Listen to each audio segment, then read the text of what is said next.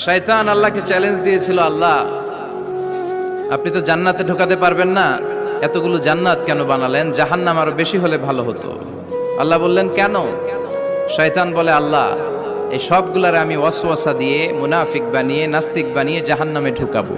আমি চ্যালেঞ্জ দিলাম, ডান দিক থেকে ধোকা দেব, বা থেকে, সামনে থেকে, পেছন থেকে, নিচ থেকে, রগের শিরা উপশিরায় ঢুকে, মাজরাত দাম যেখান দিয়ে রক্ত চলাচল করে ওখানে ঢুকেও আমি ধোকা দেব।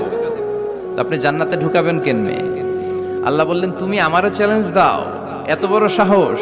আমি তো সব রাজার বড় রাজা, মহারাজা। চিৎকার করে বলেন ঠিক কিনা? মহারাজার সাথে চ্যালেঞ্জ দেয়া যায় না। তুমি আমাকে চ্যালেঞ্জ দাও, ওকে ডান, আই টেক ইউর চ্যালেঞ্জ। আমিও তোমার চ্যালেঞ্জ নিলাম। তুমি আজীবন ধোকা দিবা, আজীবন তুমি গুমরা করবা, বেনামাজি বানাবা, জালিম বানাবা। কিন্তু আমার বান্দা কোনো তাফসিরুল কোরআনের মাহফিলে এসে, কোন এক ওয়াক্তের নামাজে মসজিদে ঢুকে, অথবা মাঝরাতে ঘুম ভেঙে গেলে তাহাজ্জুদের জায়নামাজে চোখের পানি ছেড়ে যখন ক্ষমা চাইবে, আমি সব গুনাহ মাফ করে দেব, তুই কি করবি? চিৎকার করে